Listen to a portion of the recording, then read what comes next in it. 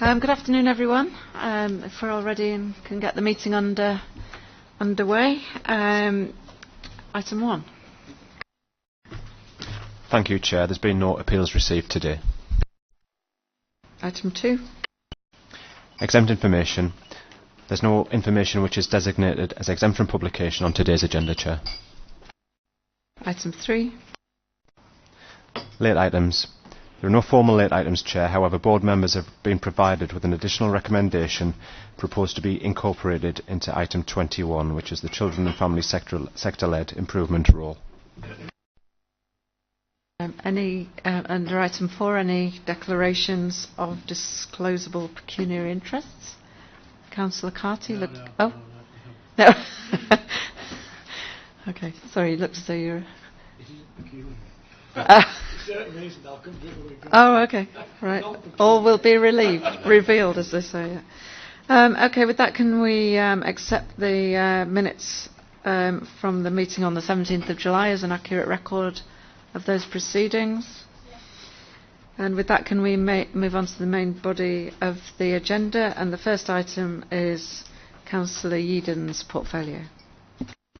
Thank you. Yes, this item is bringing forward a paper to approve the investment of £300,000 in capital and an additional £200,000 going towards the maintenance of the establishment of a new park in Moortown. I think it's quite unusual that we're able to bring papers establishing new parks, so this is very good news. It is in the result of a planning application for properties at Allerton Grove in the ward, but the 106 monies have been able to be used to establish some new open green space, which is good news.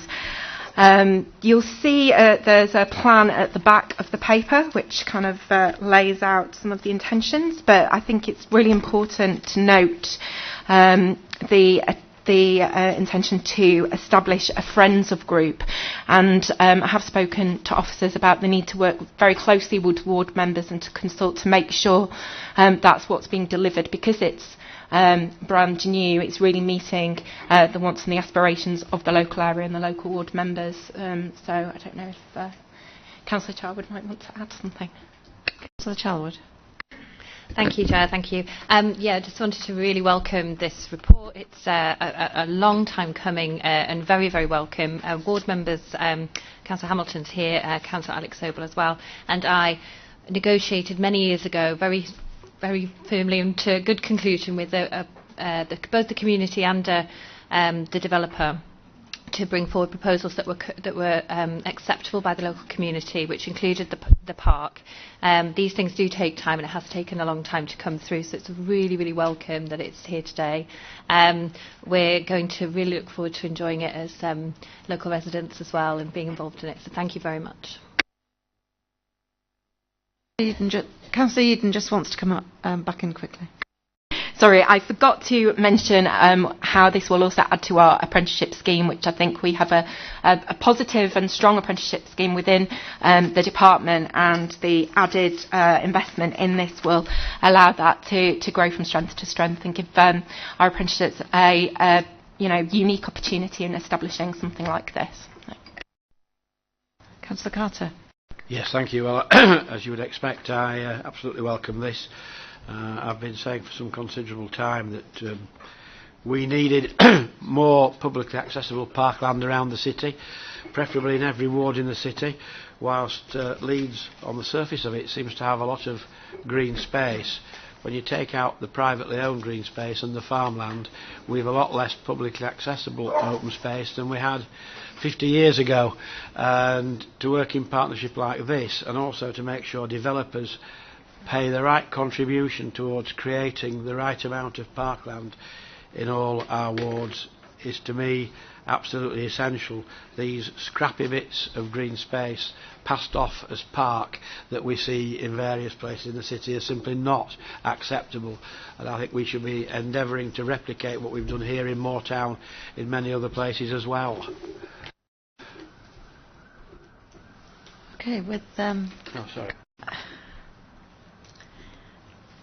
with those comments, can we welcome the recommendations? And I think the scheme from the design looks really excellent as well. And I know that the children at the school are looking forward to the new facility coming on, and also that there will be a maintenance programme to go with it, which of course is very important, bringing these new schemes forward. So I will look forward to it actually coming on. Perhaps there'll be a bit of a cutting the ribbon ceremony. It has been a little while in the making, but we're very pleased that it's now coming forward. Okay, so if we could agree the recommendations and move on to the Economy and Culture paper, which is obviously under my name. And this report is to really bring to the attention of Executive Board the work that we've been doing on the Gateway and the public realm of going on to the Quarry Hill site, that we can already start to see phenomenal developments on site. And it's, many of us have been very concerned at the lack of progress on the site next to the Playhouse, and it's very gratifying to see that the development of the new college is actually up and running.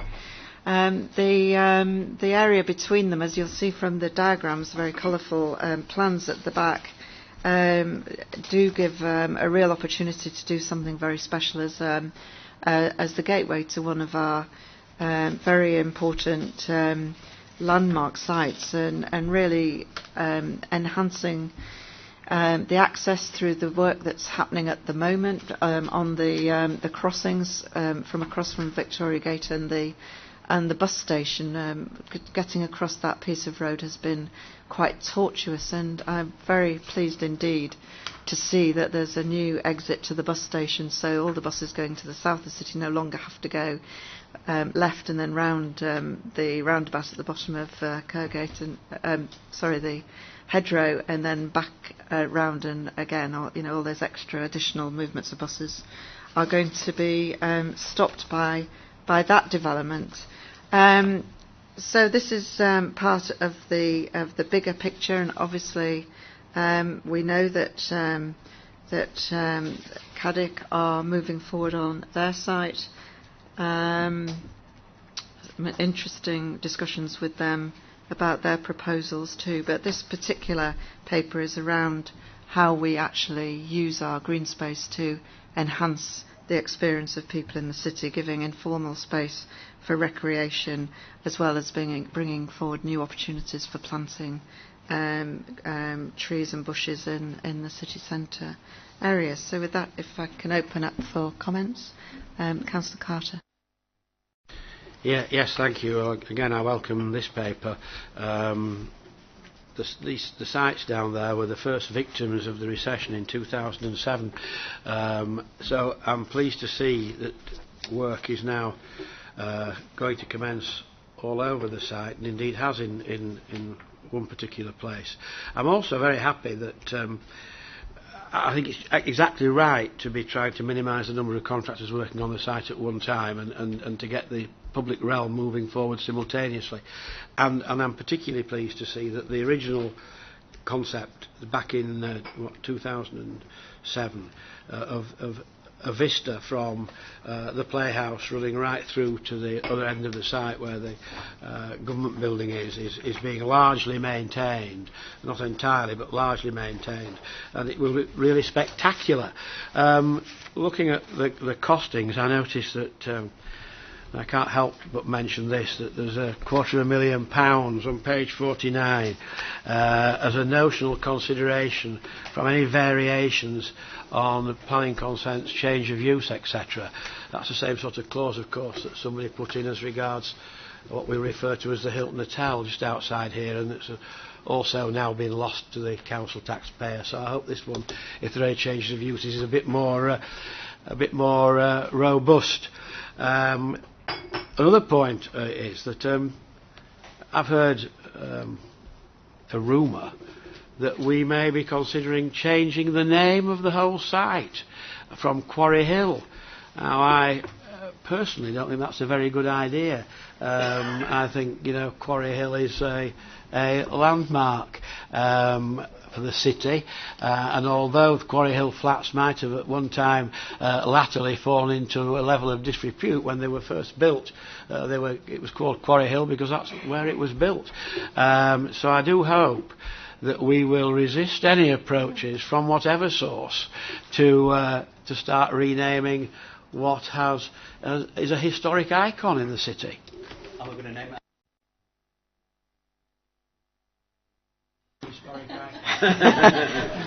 And I know the city has many affectionate names for the government building that you mentioned earlier.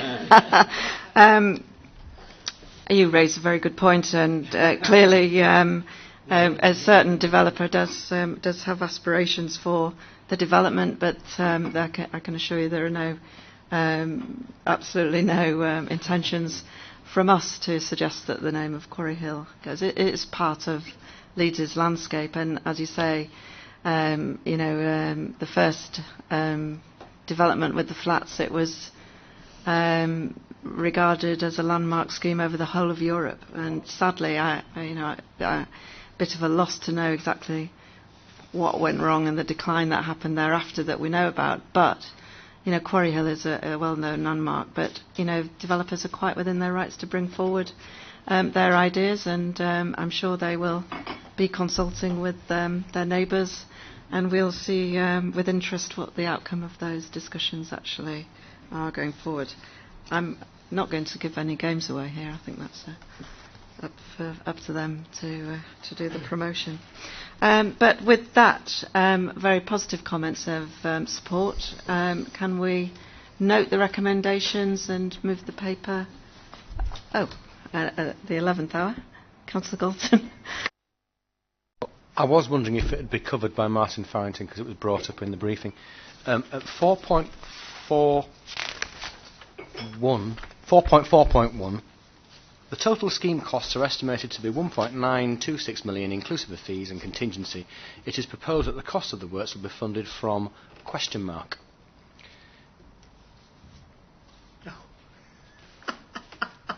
Before it gets wholly accepted, I think the clarity would be useful.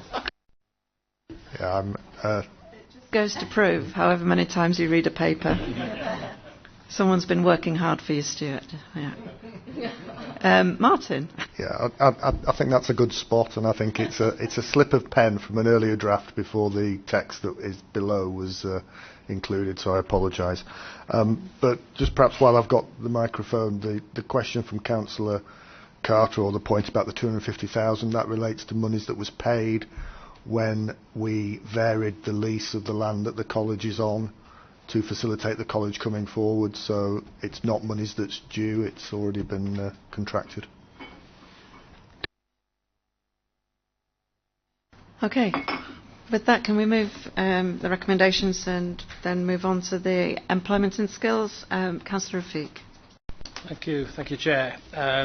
I'm pleased to introduce the draft consultation of the Leeds Talent and Skills Plan, which builds on the inclusive growth strategy, which colleagues will remember came to Exec Board back in July, and it recognises that the important skills which are at the heart of our inclusive growth ambitions. The plan responds to a clear signal from our business community as part of the consultation on the inclusive growth strategy that skills are fundamental part of our inclusive growth, that they need to be dealt separately and hence a separate response. The plan recognises that whilst we have much to celebrate in terms of in the growth in our economy, as a city we are still struggling to develop the talent our employers need, which would enable our residents to benefit from the growth in an inclusive way. It responds to an extensive dialogue with our key partners within the industry, education skills providers, and some of the key players such as Leeds College and the Chamber, and they have been consulted and on it as we drafted the the plan. We've also ensured that it's aligned with the LEAD LEP's skills plan and our emerging ask of government through the Northern Power House as well. You'll see on pages 6 and 7, Chair, that there are the plan talks about some of the key sort of issues which we need to tackle in order to address the skills gaps and shortages and enable our residents to achieve their full economic potential. I'll stop there and happy to take any comments or questions. Councillor Platter. Sorry, Councillor Galton. Well, I like the paper. Just to declare an interest, I'm involved as an inclusive jobs champion on the West Yorkshire Combined Authority alongside Councillor Groves as the Leeds representatives. And it is one of the more difficult things if you're in an economic growth strategy. You tend to want to attract new firms that will bring new jobs to the city. And we can sometimes get carried away with the headlines, though. So, for instance, we had Burberry coming, and originally Burberry was going to be an advanced manufacturing outfit, which would have fitted in very well with the kind of intentions that the paper articulates. Latterly, it looks like it's going to be an inshoring operation with office workers that currently exist on Millbank in London being encouraged to move up north to Leeds, which leaves very small pickings for our current unemployed Leeds residents, but does add jobs to our economy. Likewise, there was an announcement recently about Whitehall jobs being relocated from London and turning up on Whitehall Road here in Leeds. So not even going that far name-wise. But once again, those would be people that are moving to this city. And very welcome they are too, because the city was built on immigrants. But it might not affect much our commitment to providing new jobs for our citizens here in Leeds. And I think we need to have, as part of the consultation that's proposed here, some real evidence that we are serious about engaging with our current employers in the city and the new employers that we're attracting to ensure that they are coming here knowing the kind of expectations that this city is setting them. And I'll draw you back to opportunities lost in the past. So, for instance, when the council became a landlord and bought industrial units on the Aire Valley, one of our tenants was Amazon, and the GMB union have quite famously reported their questionable employment practices. And it would be nice if the council wasn't embarrassed by associations such as those as our strategy moves forward. So I note that it's a work in progress and that consultation is out at the moment, and I really look forward to those concrete examples of outside employers buying into the same kind of modus operandi. Councillor Carter. Yes, well, again, I broadly welcome the paper. It is for consultation, and it'll be interesting to see what that consultation brings forth. But I'm not going to be as critical as I think Stuart was, really, because I think it is very positive, and we have to be involved in making sure we retain graduates in Leeds who've gone to university here. We're enhancing jobs and skills in general.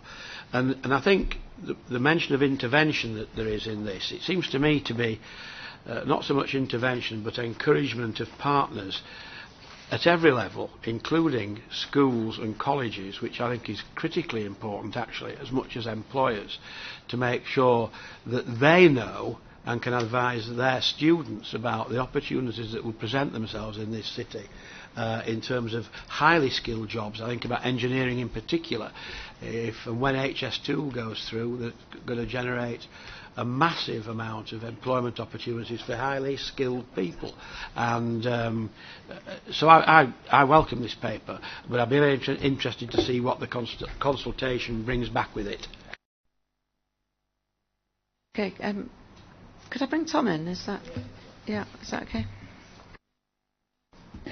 Yeah, just to commend the paper as well, and maybe just respond to Councillor Galton's comment about companies coming in. I think certainly the thrust of this paper is to try and make sure that we get the right commitments in terms of social value and local jobs from those employers, and both during the construction phase of sites like we've done with Victoria Gate, but once the organisations are here. I think what I would say about moving jobs from other parts of the UK, which both the Burberry and the government jobs consist of, first of all, you will get a certain number of people who'll come with the company, but you will also get some fall off where there will be vacancies, and I think that's going to play out particularly for the London-based companies like Burberry over the next few months, and so there will be opportunities.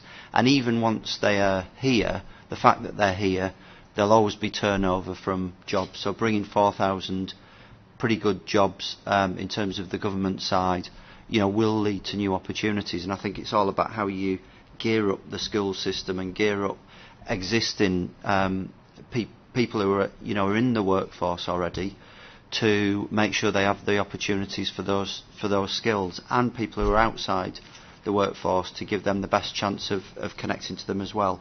And all of those things are taking place. So that work is happening. The specific position with Burberry is also that they have put on hold their decision about the manufacturing facility. They won't be proceeding with the Temple Works element of that. And the additional factor is the jobs that are coming up from London, the roles that are coming up from London, just to clarify that. And the only additional point I was going to make was the importance of the apprenticeship levy and the response of our organisation, and everyone's going back to Councillor Yeadon's paper. That's a big opportunity here, and that's built into this, linked to specific sectors that are growing as well. So that could be a real drag on the economy if we get it wrong, in terms of it just being seen as a tax, or it could be a real positive if we can see it as a way of training, a new generation of people who our companies need to become more productive. Councillor Rafiq, do you want to come back? Yeah.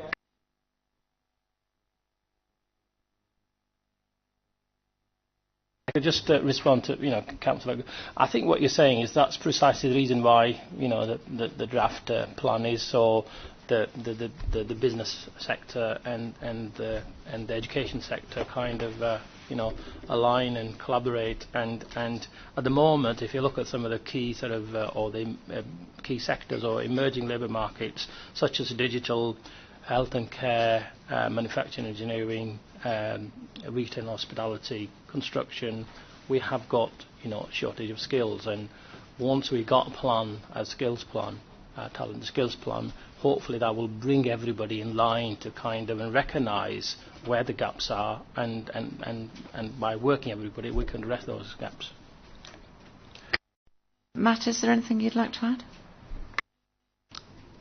Thank you, Chair. Yes, just addressing Councillor Galton's point, I would absolutely support the sort of recommendation that we need to be looking both to people who are already here in the city and encouraging them to invest, and ensure that the skilled workforce is there for them to grow, but to set an expectation of people who are arriving in the city.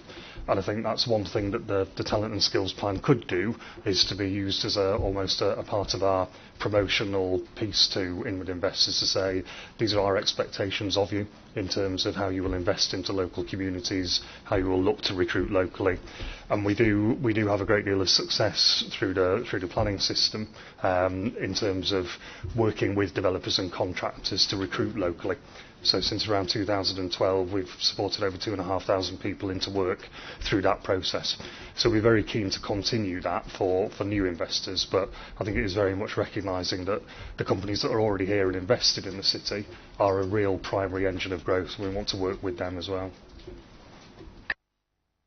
Okay, just to conclude, I think the last point that Matt made, it's really important that through this process we do actually monitor and evaluate, and that we bring those numbers forward in everything we do, because I think we have got a very good story to tell, based on very successful collaboration and partnership working across the city. And I just want to correct Councillor Galton. It's actually known as North Shoring rather than Inshoring, and it is a growing trend that a lot of companies are looking to move out of London, where they feel it's overheating, and they're wanting to look at other opportunities. The really positive feedback that we're getting is that Leeds is seen as a positive destination for companies to relocate, and I think we should embrace that, but make sure that they get in contact with us the earliest possible time, because inevitably there will be jobs created through those relocations. But when the Burberry office opens up, perhaps we can bring a bit of an evaluation to Executive Board to actually demonstrate how many jobs have been created through the move in the city. I think that would be very helpful. But look forward to the results of the consultation. Very positive piece of work. Thank you. With that, can we move the recommendations and move on to Councillor James Lewis's portfolio? Thank you, Lee. The first paper, item 9, is just taking a step forward from the December Vision for Leisure Centres paper, which left open the options for replacing Fernville Leisure Centre, which I'm sure many of you know very well. It was where it was where I learned to swim many years ago. This is one of the leisure centres that does very well. It's located in and amongst areas of deprivation in the city, and having done some work on some of the sites in Inner East Leeds and consulted councillors in that area, we're recommending moving forward on not on the same site as Fernville, but roughly in the same location. And also, as a report notes on paragraph 3.9.8, looking at working with colleagues in children's about possibly a new school as part of the same development. So I think we've seen the success of the health and wellbeing centres at Holt Park, which was funded by a very different mechanism but gave us sort of similar results to we're looking to here. So leader, the recommendation is that the Inner East option in Vision for Leisure and Wellbeing Centres is the Fernville site. Councillor Galton. Thanks, Chair. I have two interests here, because obviously this was previously announced alongside the offer of a wellbeing centre to replace the current Rothwell Sports Centre. But one thing I haven't been able to find out through this paper or the previous one is that different mechanism that Councillor Lewis is alluding to in terms of how they are going to be paid for. Well, if I could try and help, Stuart, if you, I mean, both of them have indicated, obviously, the PFI option is no longer that Holt Park was funded for. You know, that central government funding that was available in the late 90s is no longer available. The financial delivery model is set out in this case in 3.11 about how we can fund new leisure centres. So it gives an overall. But I think again, as these papers are set out, one of the important things we want to do as part of this is actually have a proper, rather than coming forward with a fully formed idea of what these centres want to be, is want to have a proper consultation with the communities affected and the communities that use these centres. Part of the funding model, as a council, has to become more commercial and enterprising, and like I say, given the fact that we don't have central government funding in the way we did in the past, one of the aspects is actually it is looking at growing the income through encouraging more people to use the centres. And I think the first question you have to ask on these ones, which is part of the consultation we've been asked to agree today, is what would people want to do? What services, what facilities would people like to use at these centres? That's clearly a first step on the journey. I think, as I said in introducing this paper and said probably when we're talking December about it, these are very much a first step into a journey about how we achieve these new centres. Okay, Doug. Oh, sorry, I thought you raised. Sorry, I wasn't going to call you, but I thought you have to be very careful about indicating in this place. You can end up speaking on all sorts of things if you're not careful. Well, clearly this is a very positive story for East Leeds, and really welcome the development. It's been a long time in the making. So with those positive comments, can we move the recommendations and move on to your second paper, please, Councillor Lewis? The next paper is, I'll just find it, is item 10, which is the financial health monitoring report for month 4, which sets out a number of papers, as it always does, around the Council's financial position. There's probably 2 items of note in this paper. One is the post-balance sheet events for the previous year, which reflects that we've now come to a correct calculation for our carbon reduction commitment payments, and also the levy payment changes on the business rates. And the second item is an injection of resource into children's services to reflect the sort of the detailed work that's been done around establishing probably the correct base for the children looked after funding that we need, looking at where we've taken sort of a realistic view about the number of children looked after, not just overall, but particularly the number of children looked after in external residential and independent fostering agency placements, and recognising that a lot has been achieved over recent years in terms of reducing the numbers, but we probably need to be realistic about the numbers going forward, and also the cost, particularly some of the more expensive placements going forward. So we're setting coming back and having a more realistic look at what the value of that's going to be this year. We've already recognised in the medium-term financial strategy we agreed back in July that more money will be needed in this area in the years ahead, and I think this paper is asking for the environment to recognise that this year some more funding is needed. This, of course, I'm sure Steve and children's colleagues want to say more about this, but this is set alongside work in other areas of the children's services budget where there are overspends, and also looking at some of the work that's been done with the innovation funding in making sure that in setting a realistic level for placements, we are sticking to that. Councillor Carter. Yes, 3 points now. I'll go through them all together.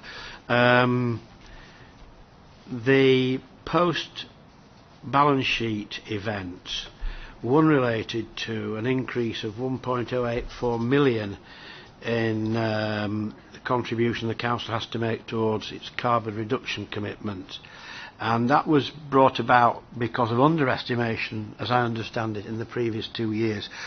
I'd like some reassurance that we've now got that right, and we're not going to be looking at a further post-balance sheet contribution. The second point is on children's services.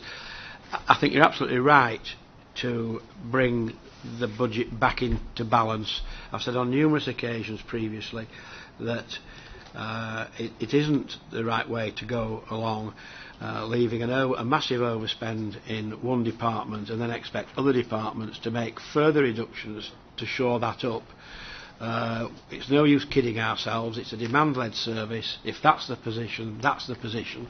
And I just hope that level of realism is taken when the budget's set next year, so we don't find ourselves back in a position where we've, in point of fact, voted for a budget that was never going to be met in the first place, because it's not fair to this exec board, it's not fair to other departments, I don't think it's even fair to children's services. You know, we need to know where we are, what we need to spend, and then make sure the appropriate finance is available.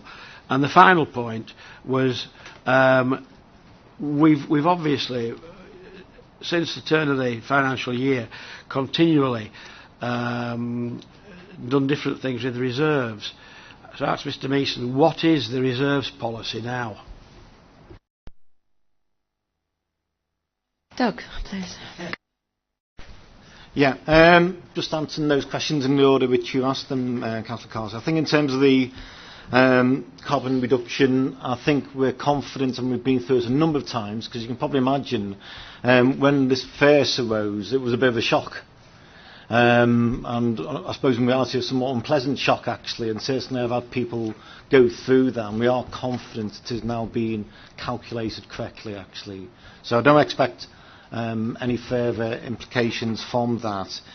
In terms of the children's services budget, and particularly the budget for looked after children, yes, I think we do need to be very realistic in terms of what is a proper provision for those particular areas of the children's services budget.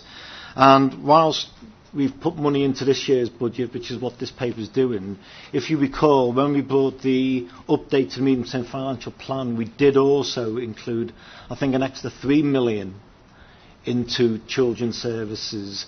I mean, clearly, you know, that is exactly what it is, actually, a provision at the moment. We will need to review it, taking account of this as to whether or not it's enough. But clearly, that's something that we'll bring back to members come the initial budget proposals in December. In terms of reserves, I mean, in actual fact, we're still pretty much at the end of last year, we're at a higher level than we thought we were going to be. We do have a risk-based assessment of the level of reserves which we think we need, taking account of an assessment of the various risks which the Council's budget faces, and we're still above that level in actual fact. Not a great deal, but we're still above that level. I mean, once again, you know, it's an ongoing process in terms of ensuring, you know, that we're conscious of those risks and that we're taking proper account of them in assessing our reserves. And once again, as part of next year's budget, we will be looking at that again and making sure that we are planning for the right level of reserves again, actually. Councillor Galton. Thanks, Chair. I just want to start off, because normally when we get onto this paper, you're picking at things that aren't going right. And all I will say is I concur with Councillor Carter in that it's really good to see that Children's Services budget is being looked at in a different way now, and that's enough said on that one. It's interesting the comments about managing your risk as well, because I know that the Council has done some very innovative stuff, and particularly in terms of what I was mentioning earlier around building an investment portfolio which can bring income into the Council, which is separate to that which becomes far less certain due to political shenanigans. So you have to make your own luck sometimes, finance-wise, and that's the right thing to do.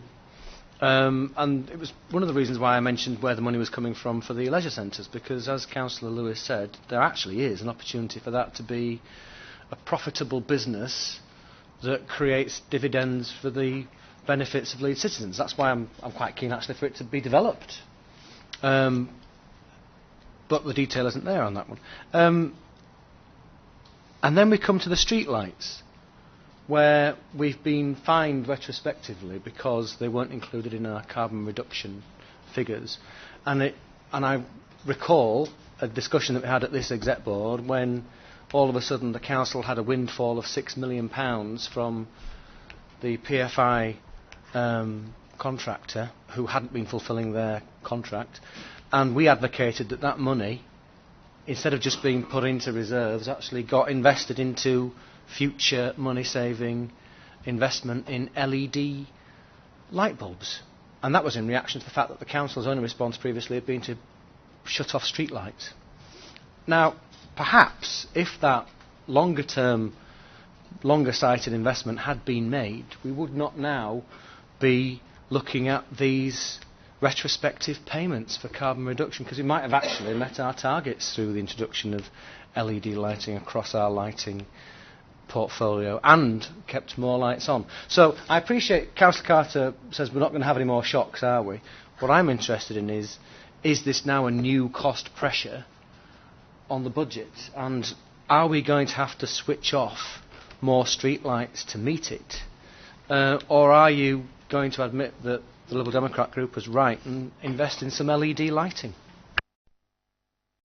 Well, if I can help out there, I'm still waiting for the day when the Liberal Democrat group are right about something, Stuart, and I'm pleased to say on this occasion you're still not right. I mean, I think, first of all, just to be very clear, this isn't a fine that the council is receiving.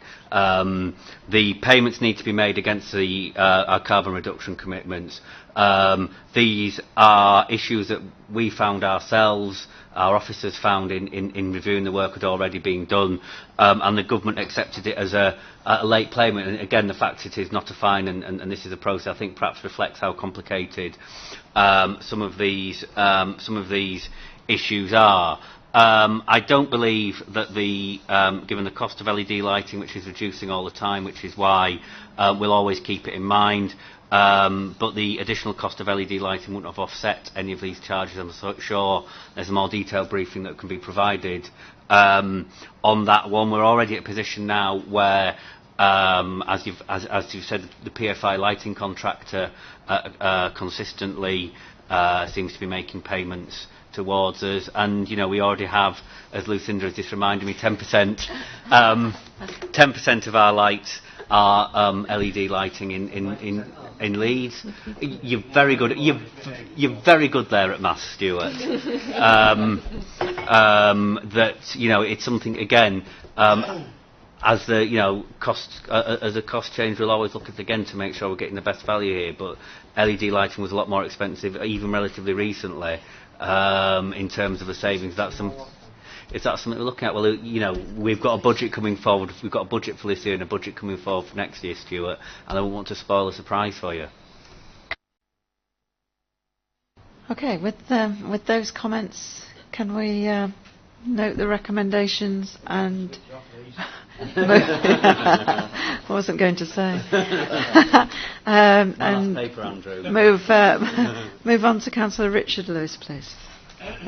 Thanks, Chair. Item 11 is the final time that people will see this report on the Aire Valley Area Action Plan. I'd just like to mention Paul Bingham, who isn't here, who has spent a huge amount of time working on this over the years. And he must be dancing in the streets now that it's finally received blessing. I think we've all been through it a number of times before. I don't think there's anything contentious to raise with anybody. It's just good to reach the end of the process. Yes, I remember it starting very well, and it's good to see we've got to this conclusion. I was a little concerned that the inspector may have raised issues or contradicted us in a number of ways, but it appears that the ways that the inspector did try to ask for more information we were able to deal with, so I welcome it absolutely. I'm not sure if it's a coincidence that Alderman former councillor Jeff Driver was in the building today, whether he got wind of the fact that this historic moment had arrived, because he certainly did put an incredible amount of work into the early stages. Councillor Galton. Yeah, thanks, Chair. I'm going to refer back to a comment that Councillor Carter made before, actually, when he was talking about substantial investment and high-skilled jobs being brought in by HS2. I note that a recent announcement was made about how HS2 had decided that its very controversial rolling stock depot at Crofton was to be now relocated to the Aire Valley in Leeds. And my understanding is that the site which they have said they prefer and intend to develop is actually part of our enterprise zone and a very key piece of employment land which we were hoping to develop within the near future. And actually the investment by HS2, if it came through on that area, would actually be very detrimental to our employment plans, because it would actually effectively take that land out of action for a good 2 decades, whereas we could be filling it with jobs during that period. I'm just checking to see whether or not that actually affects the plan as it is presented here.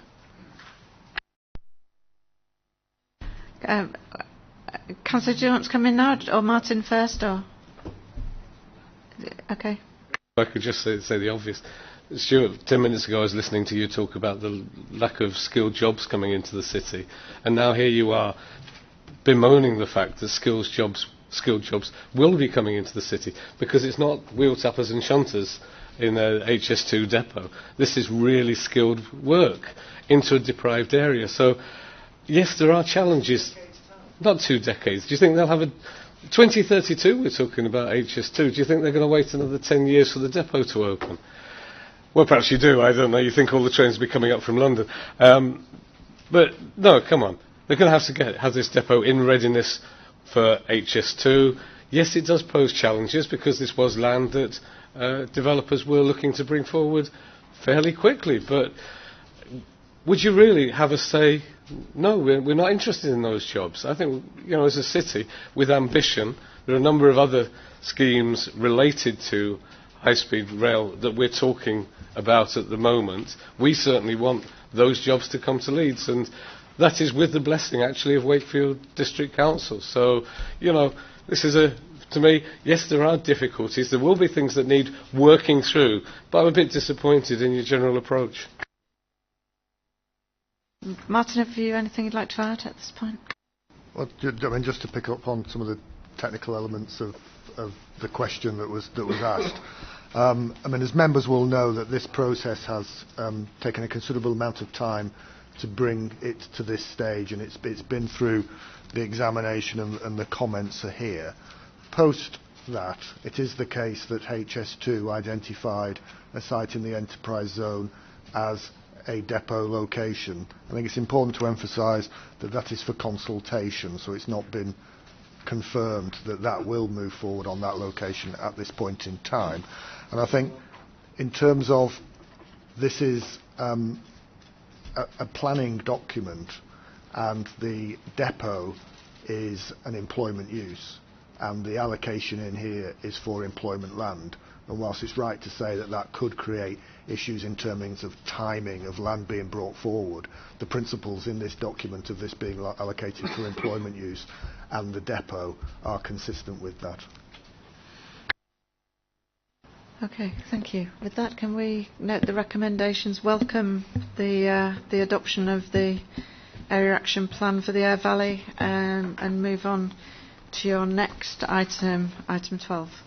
Thanks, Chair. Item 12 identifies 3 key junctions in need of improvement, I think, which everyone around this table will know intimately. Dawson's Corner, Dinley Arms and Finkhill at Horsforth, all of which need considerable upgrading to play a useful role in the road network. I suppose there's always the caveat that once you've done one junction, you move on to the next one. That's because of the increasing traffic usage that we see in the city. But I think the report just outlines why we're coming forward with these particular locations, and I hope people will endorse the recommendation. Councillor Carter? Yes, I'm pleased to see this paper come forward, not least because it puts into the public domain the fact that these junctions are under consideration for quite substantial works, not least Dawson's Corner. I'll come back to that in a moment. I was a bit disappointed to hear that my colleagues in Adel and Cookridge have not yet been briefed as regards to Dinley Arms junction proposals, and I appreciate it maybe at a very early stage, and the firm proposals have not yet been drawn up, but I think it's important that the ward members are kept fully briefed. Similarly, I'm not sure about Finkhill, it's in Horsforth Ward, but I guess from my point of view the same applies, that if briefings haven't been given, then they ought to be. As regards to Dawson's Corner, my colleagues and I have been briefed. Dawson's Corner is a major junction, as most people know, and it's now running at or over capacity at peak times, with the obvious results, particularly in terms of air pollution. Once again, I know that the scheme objectives list a whole series of things, including cycle facilities, more park and ride, and all sorts of things. The crucial matter at Dawson's Corner is to move traffic more fluently, not at greater speed, but more fluently through that junction on all its four legs, and that's what the prime objective of this scheme should be, because the pollution must be getting higher and higher all the time, and I would hope that we can get something out into the public domain which goes a bit further than this report before too long, because as regards people living in the vicinity of the junction, certainly it is in a commercial stroke residential area, and there are a number of planning issues surrounding this as regards adjacent sites, and not just the one that Mr Farrington and Mr Bartlett, and I suspect Councillor Lewis as well, are familiar with, which is a small piece of land known as Charity Farm that's actually owned by the authority but held in trust, but other sites as well. And I wouldn't want a future scheme to in any way be disrupted in the way that Bradford have got themselves into a terrible knot with the junction at Greengates Harrogate Road, and so I just flagged that up. There are a number of issues relating to adjacent properties which will need to be addressed. So the sooner this is out for consultation at some level, I think the better, because it is absolutely right that it's there on the priority list and it's dealt with sooner rather than later. Councillor Lewis? Thanks, Chair. Just on your first point about consultation, my ward member colleagues haven't been consulted about Dawson's Corner, so I think what we've done is done the right thing and talked to the relevant ward members, and then we spread out the absolutely in terms of consultation. I think a key idea behind this report is to ensure that we're taking people with us and getting this scheme right, because I can see that almost at the early stages it looks, particularly with Dawson's Corner, a big scheme. I think Tiny Arms looks like a big scheme, and I'd hate those to kind of come forward as suddenly land on people and, oh my God, what are you doing? But they are clearly junctions that we need to tackle. Okay, I think many of us will look forward to the detail behind this report coming forward in due course. Can we move the recommendations and move on to your next paper, please? Item 13 is delivering East of Otley housing allocation, which has been on the cards for more years than I care to think about. It's proposing a way forward to bring this site into use, and obviously one of the big issues has always been a relief road for Otley on the back of this scheme, and this paper demonstrates how we could actually achieve that.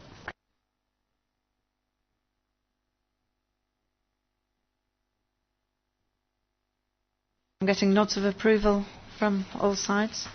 With that, can we move the recommendation and move forward to the next paper, item 14?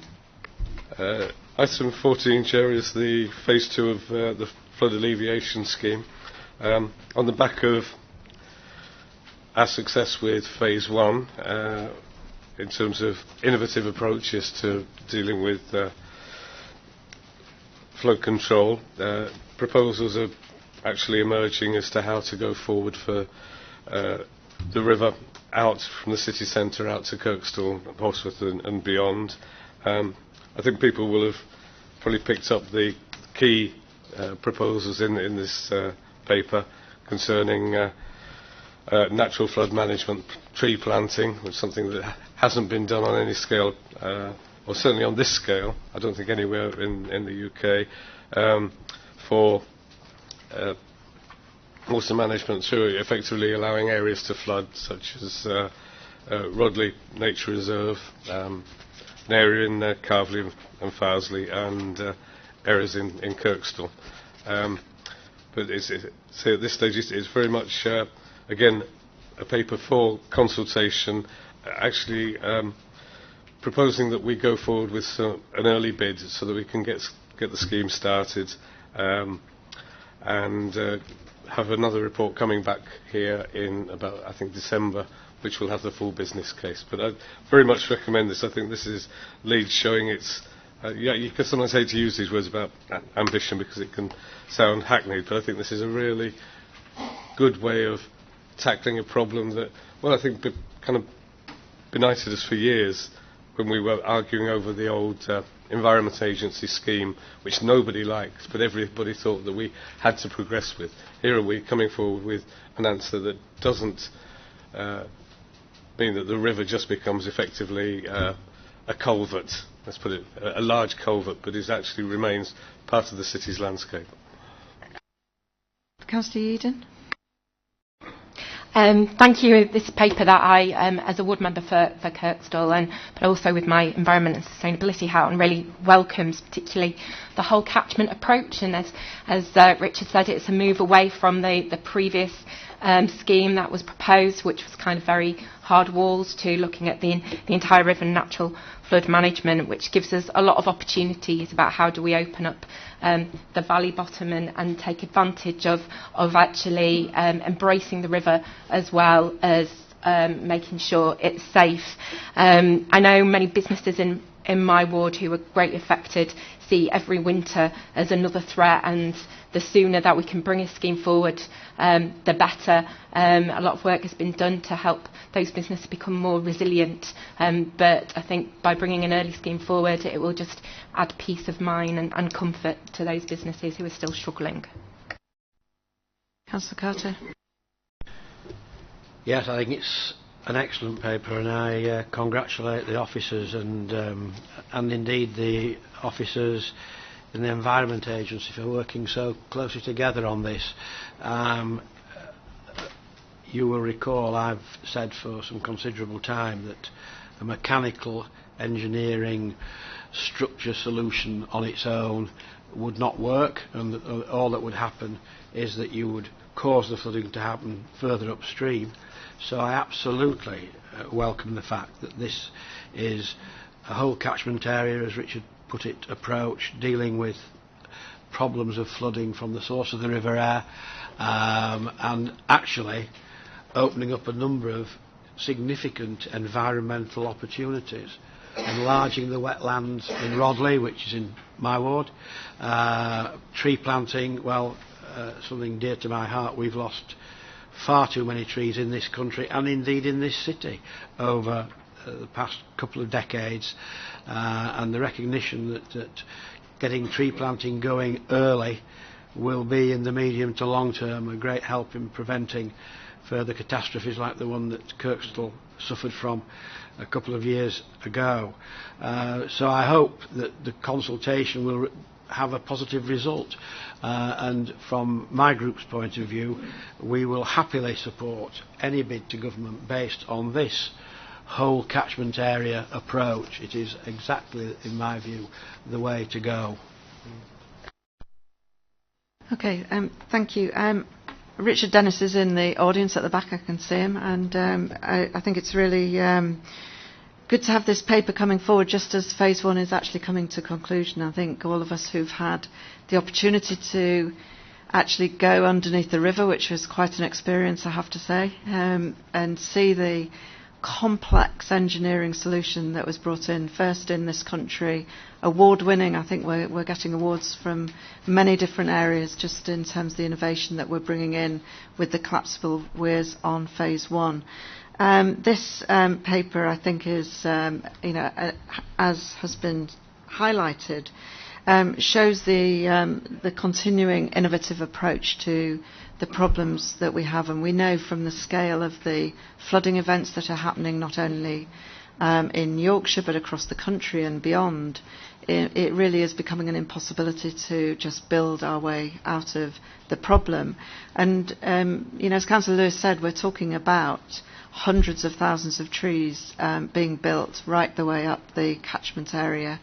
Real innovation along with the flood storage areas, which will just take pressure off, and the diagrams in the papers, I think, give a very good illustration of the scope that has gone into. So thank you for the offer of support Andrew, and I take it, Stuart, that we still have to go to government with the business case for phase 2 in its entirety, and to ask them to honour their commitment back in the spring of 2016 that they would fully fund appropriate measures that we need to protect residents and businesses in the City of Leeds. And that cross-party support in a case like this is invaluable, and really look forward to the business case coming forward with these features incorporated. But of course there will be other engineering parts to that business case coming forward, and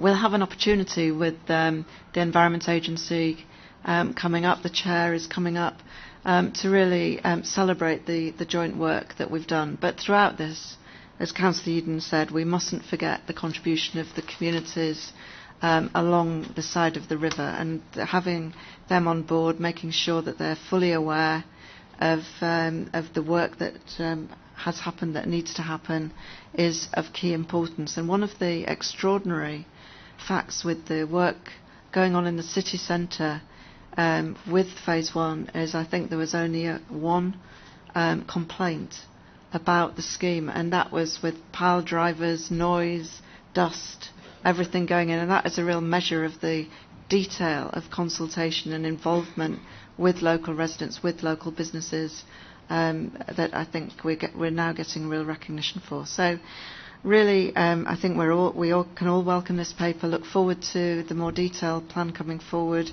and in particular to the detail of the tree planting that is actually capturing a lot of excitement and interest around the country and beyond. So with those comments, can we move the recommendations of that paper, and that brings us on to the next portfolio. Councillor Charlwood. Thank you, Leader. So we're bringing this report, which is the Better Lives Phase 3 implementation report, to Executive Board to further update and inform the Executive Board about the outcomes of the Phase 3 implementation.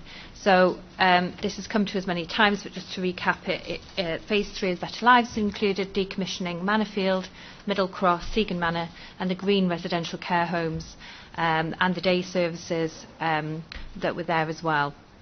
It also involved the remodelling of Whitebeck Valley Day Centre to become a complex needs dementia day centre in the east of the city, and also the development of a citywide in-house integrated recovery service.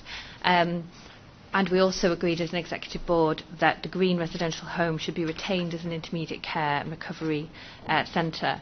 So the report itself details the outcomes of that process, which I know members will be very keen to have received. Some key features of the outcomes are that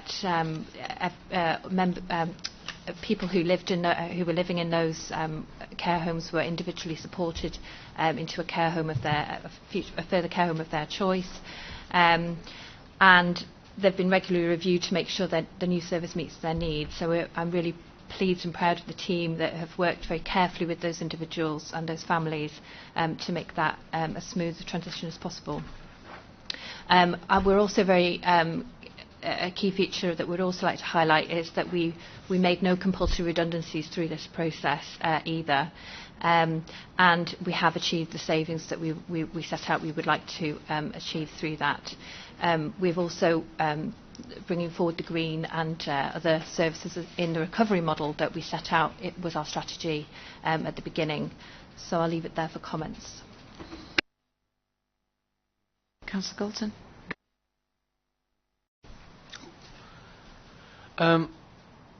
Thanks, Chair. Two things. Whilst being briefed on this paper, I was informed that this would be the final paper on the Better Life strategy and the rationalisation of our homes and facilities. Yes? So the first thing that comes to mind is there have been previous homes which came under previous papers whereby their status effectively becomes one of limbo if they are not to be subject to a further paper, and I refer to the homes which are Dolphin Manor and Holmley, I believe Springfield in Otley, and I'm not sure about Knoll Manor in Morley. Those were the homes that were part of the first stage when Councillor Yeadon was executive member, and they were reprieved from closure because of the level of concern in the communities. One of those I know is currently supposedly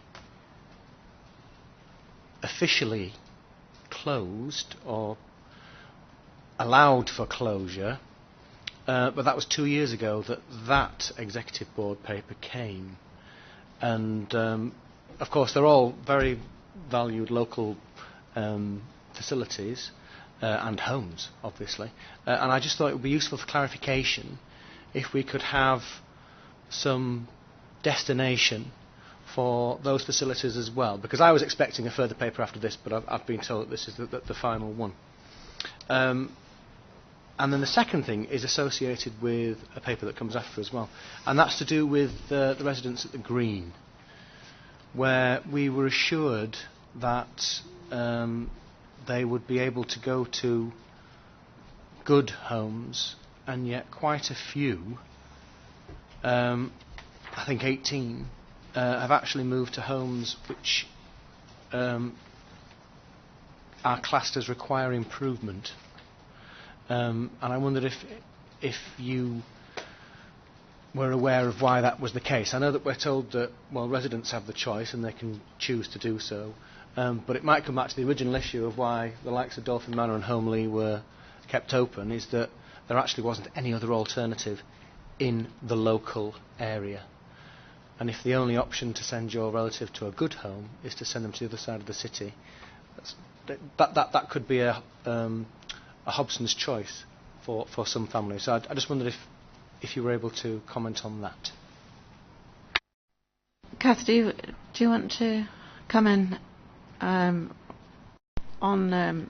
There were very specific comments about briefings that Councillor Galton has had. Perhaps you could give us your perspective. Yes, I've had feedback on that briefing, and my understanding of the conversation and the reply given to you was that there were no plans at the moment to bring forward a Phase 4 report on the remaining 4 homes. The Better Lives review has had a very long history. There are homes that have had decisions that have taken years to either implement or others, but just to provide clarity, at the moment there are no plans to bring forward a report around Phase 4. I think we've said all along, every time we do a phase closure, we take time to take stock. It is a changing world in social care. We've got winter to get through. Certainly our in-house homes played a valuable role in managing winter pressures last year, and we will get through winter, have a look again at what the national market and local market is like, and obviously with all of our care facilities we constantly review what is the best way to meet people's needs. So I'm quite clear, my officer gave me feedback because I anticipated this question might come, and she was clear that she said that there were no plans to bring forward a review at this moment, which is a slightly different thing to saying there will never be one, because you would never fetter yourself in not considering change or review of the best way to do things. So I hope that's helpful. On the issue of a number of people choosing to move their loved one to a home that requires improvement, just to recap the whole process, we provided information on all the homes, both good and those that require improvement, and there were a choice of good rated local homes. It is down to individual choice. Families are supported to look round homes. There is also a timing issue around people having an inspection report. Getting requires improvement can sometimes resolve the issue that gave them a requires improvement quality mark within a week. Sometimes it's really minor things that you can resolve, and therefore relatives can be assured that actually the home they're now looking at for their loved one has met those needs. So without going into specific individual cases, I am clear that there was a choice of good quality homes locally for people, that we have respected people's individual choice, and there is the independent social work review that double checks that that home can genuinely meet somebody's care and support needs. I don't know if you want to come back, Councillor Charlwood, but just as well the very individual methodology that is used working with families and the individual residents of the homes is something that we can hold our heads up, and every individual has a different circumstance. Councillor Charlwood, would you like to come back? No, fine. Councillor Carter. As regards the Green, my group have raised a number of issues for some considerable time in connection with how the closure or the change of use at the Green has been handled, and I've currently got correspondence with the director, answers. She only just got the correspondence, so it's not a criticism. And I've got some more questions that I'll ask directly of the director in writing, because I'm still concerned on a number of fronts in connection with the Green. Just looking at Ratcliffe Lane Day Centre, the little table that you put down, you've got 47 happy and settled.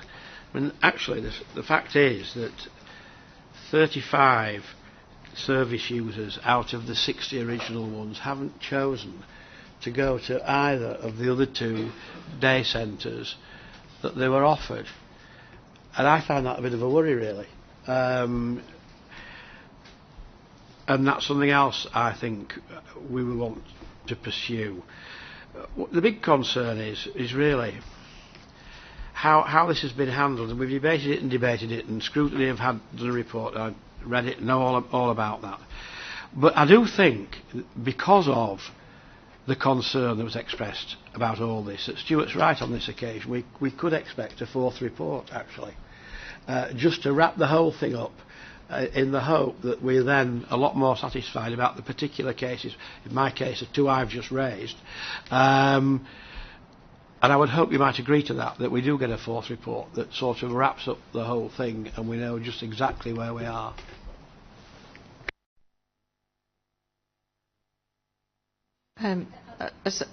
Councillor Charlotte. I think the difficulty about responding to your point would be to be talking about the cases which you are not mentioning, and therefore it's quite difficult to respond. But I would just sort of draw your attention to parts of the report which deal with what I think you're talking about on page 404. I think the issue of future plans is something which we can bring up a report upon when there are future plans to discuss. I think the directors adequately sort of explained the position. We're in a flux environment where we're heading into winter, and we did use our capacity last year, and we wish to see where we are next year, and also the financial environment that we're working under, which does change and is under pressure, and it may improve and it may get worse, and we need to also evaluate the continued desire of people to use those services, how welcome and sort of how well they're used. So we can't bring a report on something which we have not yet got plans for, if you like. No.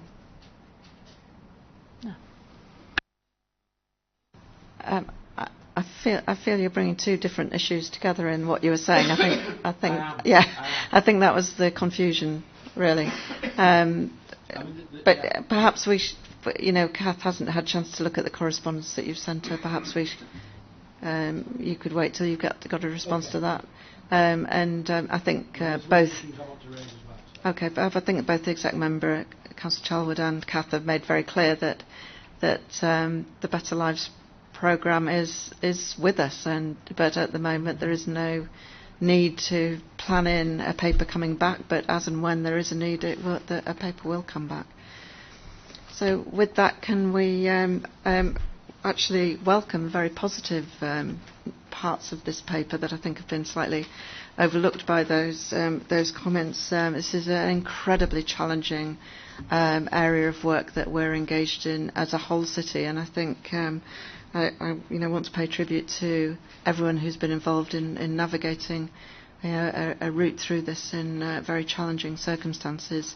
Clearly, the winter is about to descend upon us, and we'll be, no doubt, being kept briefed and up to date on the pressures of that winter bring, and particularly on the performance of the A&E departments across the city. With that, can we move the recommendations and move on to your next paper, please, item 16? Thank you, Leader. Okay, so this paper brings forward the quality account, which I understand is the first of its kind. We haven't published one before. It's good practice. Certainly, it's part of the practice that we want to see as we move forward with our enhanced plans for quality in the care sector. So we're starting with a baseline. It sets out the CQC findings for our regulated care services in the city, and from which we would like to improve. Although there are some interesting facts in there which are cause for celebration, such as the working age adults care homes in the city are 81% good. However, we have, as we know, and we have had a lot of focus on through scrutiny and through this forum and in council, on the care homes for older people sector, which has actually improved since the last time we looked at this figure, from under 50% to now 53.4% good. And it also highlights the work we're doing, and we've brought to this forum before, about the quality in care work that we're doing. So we are employing a team of people that will go into care homes to work with them to improve their care and their quality. And we know that when we do that, the quality of those establishments does improve. So we've enhanced that team. Councillor Galton and others are on the care home contract review board, and they know in detail about the work that we're doing, including a leadership academy for registered managers. So I think it's a good report, and I'm looking forward to improving it year on year. Councillor Galton. Thanks, Chair. Yes, I have recently joined that group, and I look forward to working alongside Councillor Charwood in improving the situation that we've got at the moment. I do think, though, that it can be quite an onerous project to, for instance, you talk about the, what is it? An additional capacity and support with high challenge to the, what is it called? The integrated intervention team or something? What is the team actually called that you're setting up to go into homes that are challenged? Just the care quality team. The care quality team, okay. Sorry, I'm used to such a lot of jargon when I'm going through these papers. The care quality team. It is quite an onerous job just to pass that responsibility on to what I assume will actually be quite a small group of people, because it's not specific around numbers and how many you would need to go into each home and how long it would take for them to evaluate a home and how much time that they'd be expected in terms of ongoing support. That would be quite useful. But I think they need to be supported by the wider community, and I would like to... I know that Health Watch is very helpful in terms of inspection, but I do think we should be enabling our local communities to have something like a governing body, an evaluation team that might spring out of the fantastic work that the council has done with neighbourhood networks, which might actually add some of that local community knowledge in terms of identifying where there are gaps, for instance in things like respite care, so that we might encourage our private sector to develop those. And such a thing could be accredited in terms of local care and get an endorsement from a local group that, for instance, some of our elderly residents might feel more assured by than actually the scores on the doors. that they might get by the CQC or indeed by our own internal challenge team. So I just think we need to add that element of value as well, because it's all right, we're sometimes in danger of being institutions talking to institutions, and at the end of the day, the reasons why these facilities are there is because people have to make decisions about where they're going to have their new home in the future, and if they can be as involved in that process from the very beginning, before perhaps they have to take that decision, and they're aware of the facilities in their area and they're aware of the local work which goes around it in terms of evaluating and accrediting the quality that's within them, I think that could be a really good step forward for us as a city, especially considering the gap that we have between ourselves and other authorities that already have a much higher level of good quality homes within their jurisdiction. Kath? There's quite a lot there, so I'll try and cover bits of it. One of the important things about how we're approaching this is the team I have doing sort of quality surveillance. They're the ones that sort of pick up the issues along with all the soft intelligence, including citizens' feedback, are a separate team to the team that will go in and support improvement. We thought it was important to actually, I mean, they're part of the same commissioning service, but slightly separate teams. We've just about finished what we think the shape of the team should be, and I think it's about 6 people overall, but we are also teaming up with our NHS colleagues, because of course we are both commissioners of nursing care, and we're looking at how we can have a one city approach to supporting quality. So we will also have that team enhanced by clinical support around nursing, pharmacy, medicines management, things like that. So actually, it's going to be a reasonable sized team. Obviously, I like endless pots of money to make it really big, but I think it's a good start. In terms of local people's involvement, Health Watch under law have a right to enter in view. I think we just have to be careful about the models for this, because it is actually somebody's home, and you have to work within that context. Now, tucked away right at the back of the quality account is a little story about our Good Life Leeds Leaders scheme, which for learning disabilities is exactly that model you're talking about, where people are trained to be, for want of a better word, lay inspectors, and we have tied in through our contractual arrangements and agreements with learning disability providers that they will accept our Good Life Leaders inspectors to come in and have a look at services. And the feedback we get from service users and families around the credibility of their findings and that peer-to-peer view of whether or not this is good is incredibly positive. So within the constraints of it being somebody's home, I think there are elements of what you're suggesting that we can certainly take away and have a look at and try and build on. Stuart, you want to come back? Yeah.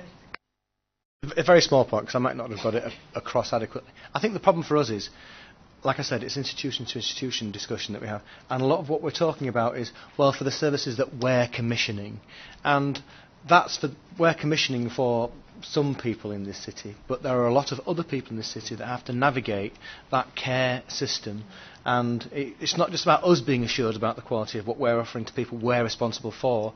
There are going to be an increasing number of people who we're not responsible for, because more people are going to be expected to pay for their own, and they need to and we could help them to achieve that and breed a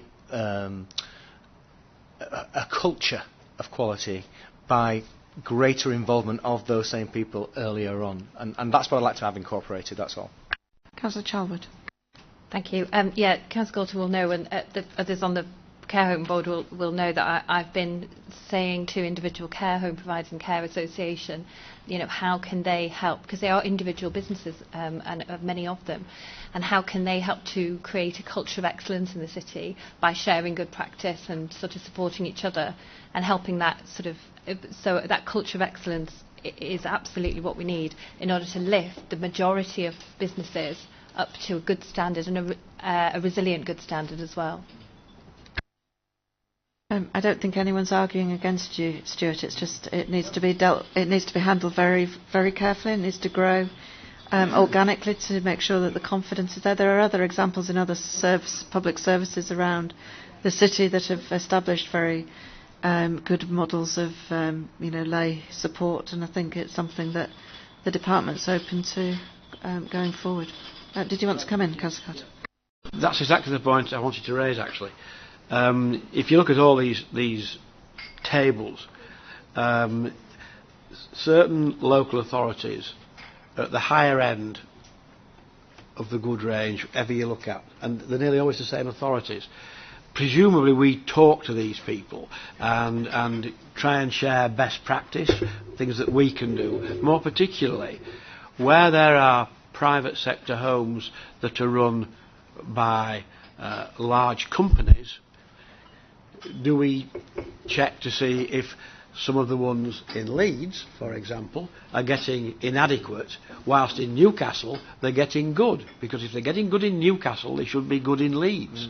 And are we doing that piece of work to properly link in with particularly those authorities that's performance is better than ours on these tables? I'm getting a nod from Kath, yes. I think the sharing of information between local authorities is getting better all the time. So.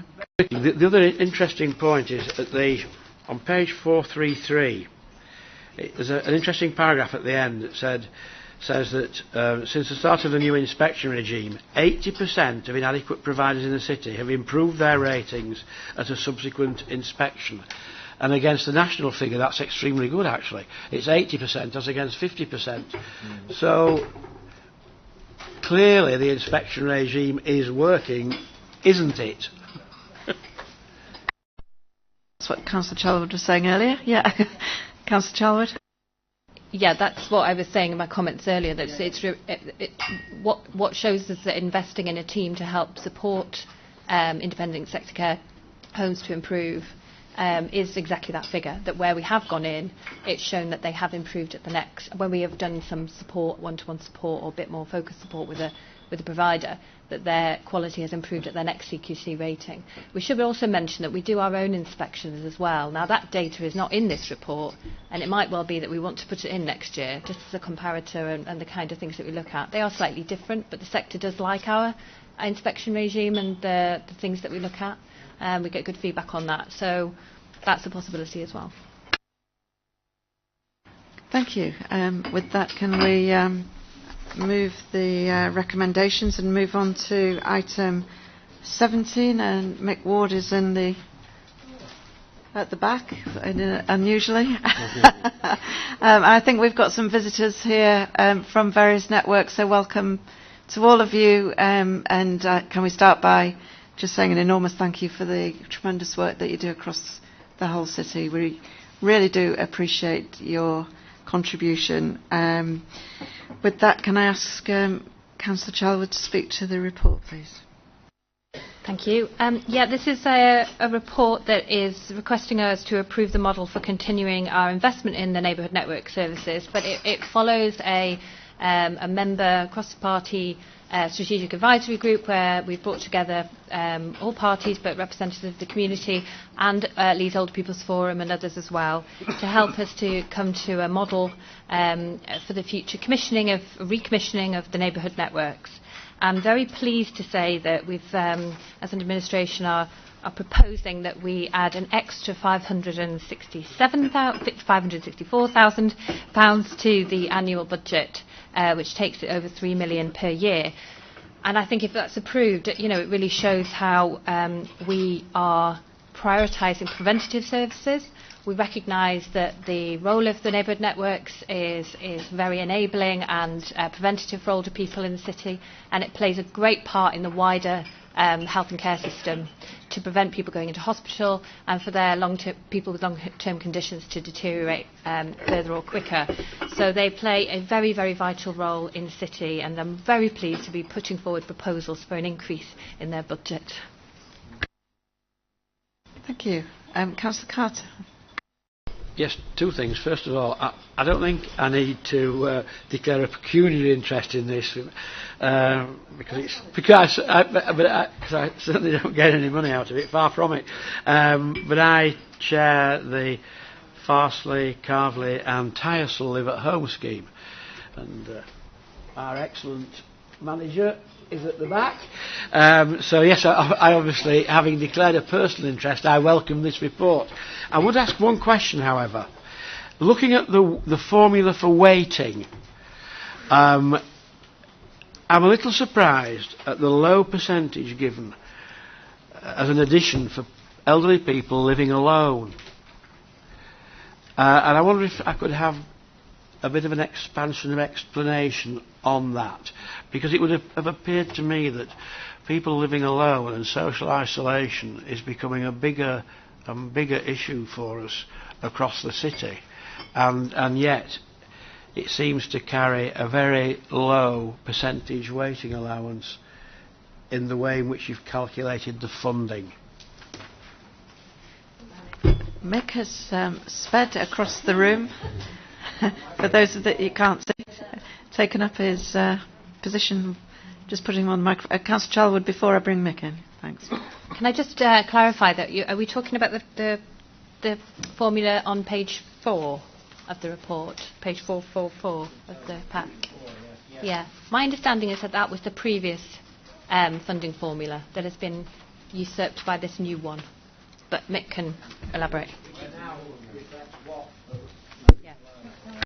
Can we let Mick Ward come in and offer an explanation?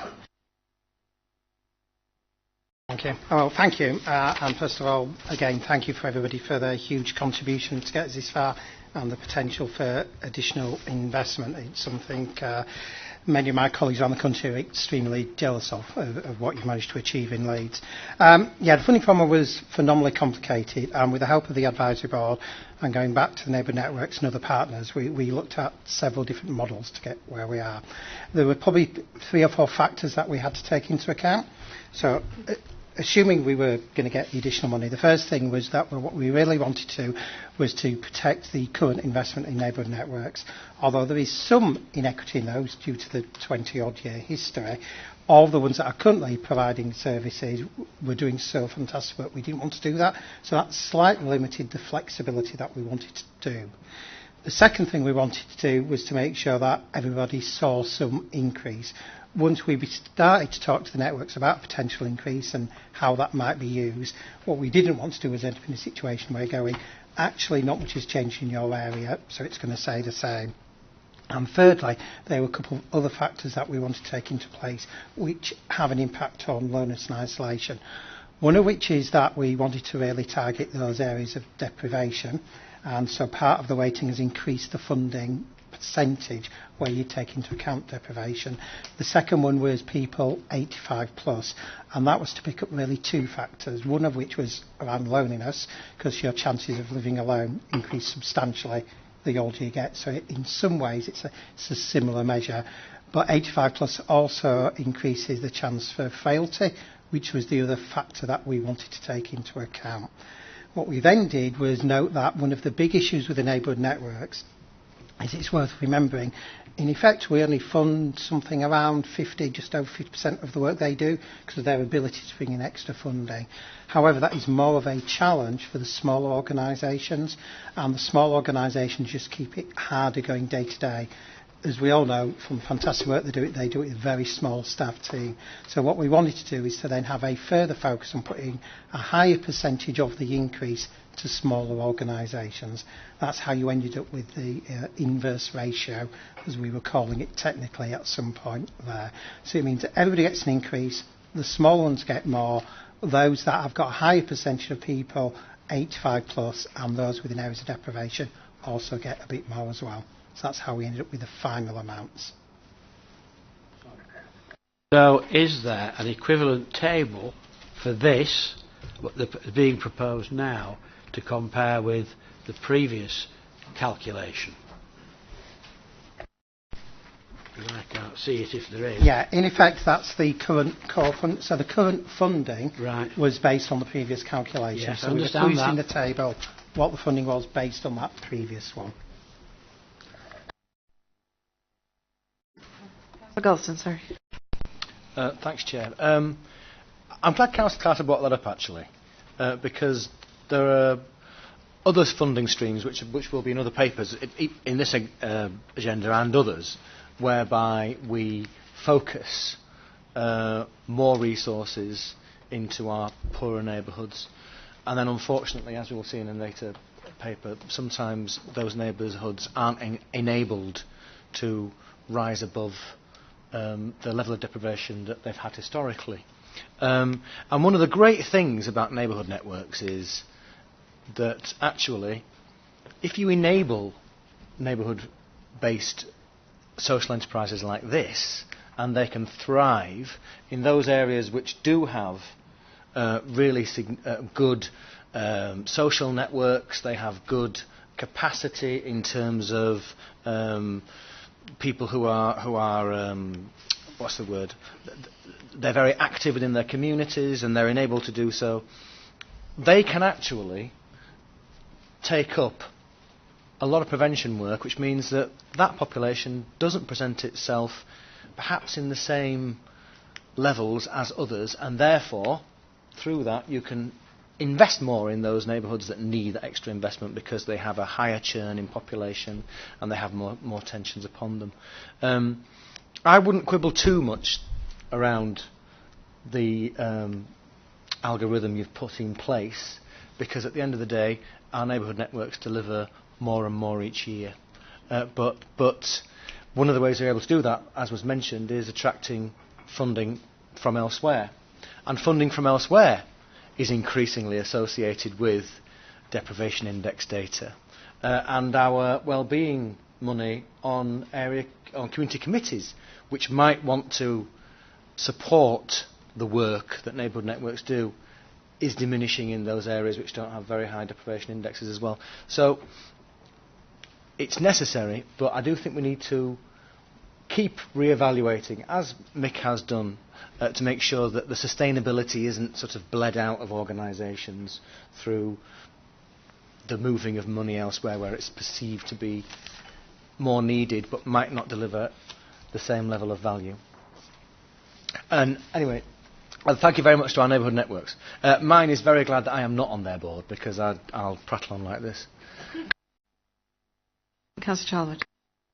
Yeah, I just wanted to add to that comments that part of the review has also found out,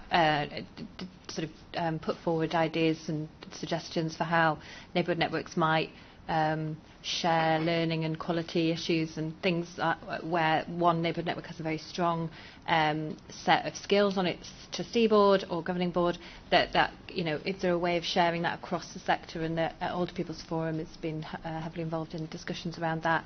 So hopefully that will help with sustainability issues as well. Tom would like to comment? Just to reinforce all the positive comments about the neighbourhood networks and the work they do and the role they play in the city in keeping the system running, and just to reinforce Mick's point about how, as a council over many years, having this social infrastructure in place puts us in such a good place compared to others, and actually gives us a chance in the longer term of getting the this promised land, if you like, of the NHS being able to have less people going through A&E and into hospital, and more people cared for in the community and staying independent in the community. And I just think the more we can work together to make that point to the NHS and to make that point nationally as well, it's really important. And it's often the NHS conversation goes through individual services rather than the place-based approach where people live and where they need that support on an individual level. So the work that's been done here is first class, particularly in a climate where the council is challenged in terms of its financial position. Okay, thank you for all those comments. I hope you all heard the comments that were made, and particularly the recognition from all all quarters in terms of the work that you do, and look forward to continuing working with you going forward. With those comments, can we move the recommendation of the paper and move on to item 18? Okay, thank you. My final paper. This is part of possibly quite an exciting future part of the, we have a lot of changes to managing the world of diminishing resources and better integration. And part of this has to be about digital solutions to our health and social care needs, and we're very good at digital health and social care innovation in Leeds, and that we're very, very proud of that. And this is a capital funding paper from the BCF Capital Fund, which is a jointly held fund for health and social care, and it's to kickstart the basis and the groundwork for a personal health record that you can have on a digital device and potentially communicate with your health providers, and it hopefully helps you to manage long-term conditions and other issues. I won't go into the technical details, of course. I'm sure I think Dylan was here. Oh, he's there. Thank goodness. For any questions, but I think as part of the Leeds plan, and that we have to think about the Health and Wellbeing Board. I think this has potentially got benefits from a financial point of view, but also from a health and wellbeing point of view and a care quality point of view, giving people more control over their own health and over their own lives, whilst increasing efficiencies. So with that, I'll stop. Councillor Carter. Yes, I mean, the difficulty with this is the security, as Stuart said, of the algorithm. And it just seems to me that to get the maximum number of people participating and to keep the system secure is a very interesting balance, because the secure it gets, I guess, the more difficult it will be for people to use it, and so it becomes self-defeating almost. On the other hand, you can't sacrifice security, because people quite rightly are very protective of their personal records. Absolutely right. So I'd like a bit of reassurance about it, really. Dylan? Yeah, sure. Yeah, so absolutely agree with the point there, and that's why, as part of this project, we're working with the Cabinet Office with their what's called their Gov UK Verify capability, and what that is something that's been developed with security in mind for people to access things like their tax returns and such like.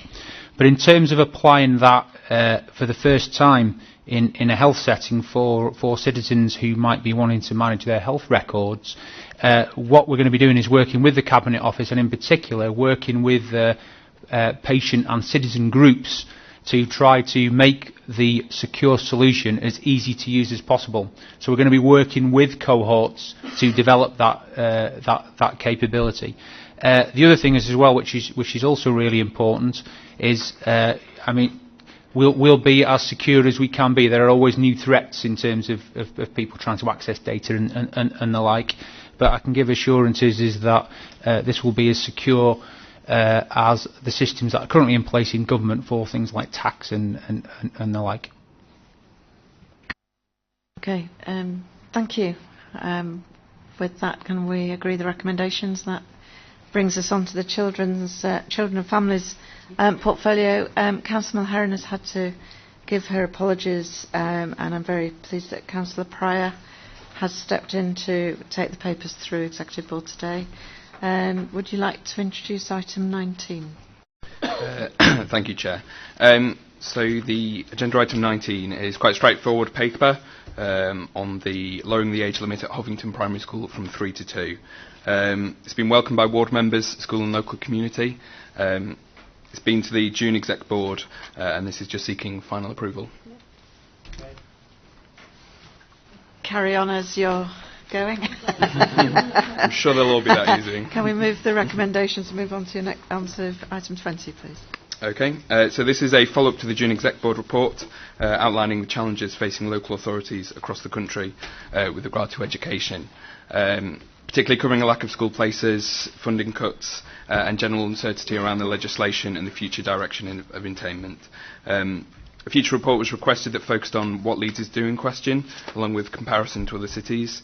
I think while we recognise we've got further to go, it's important to kind of look at the distance we've come already and the progress that our children are making. So this paper outlines what's currently being undertaken in Leeds, including our school improvement service, which isn't a statutory service, and a lot of other local authorities have cut this already. This paper outlines what we're doing to move forward towards the best possible outcomes for children and young people. We're working alongside comparable cities to see what best practice can be shared, what we can learn from one another. I don't know if Steve wants to add anything at this point. Steve or Andrew, whichever. I think if I'll Steve. Start, and then we can see if anybody wants to say anything after that. I just think it's important to place it in the context that when we look at our figure for good and outstanding schools, for example at primary, we are achieving above national and above regional comparators. And I think that says something about the emphasis that we've put on school improvement and the work that Andrew's done to maintain a family of schools here in Leeds, and an approach that actually sees all of the children in Leeds as a joint responsibility. So it's within that context, I think, that we're trying to operate and build strong alliances that look at schools supporting one another to improve, with the local authority providing strategic oversight and direction to that.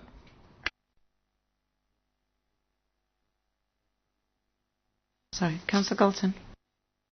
Thanks, Chair. I won't go on too long on this because I did with the last paper that reported on performance for our schools. And this paper has some really positive words in it. Yep. Unfortunately, it doesn't actually say what we're going to do differently, because we did recognise in the previous paper that the educational performance in the city, in terms of the performance of our young children, is behind the national average and in some places getting worse. This is a blueprint for, from what I can see, and as a school governor in a high school as well, and a primary school, the kind of support which is already on offer.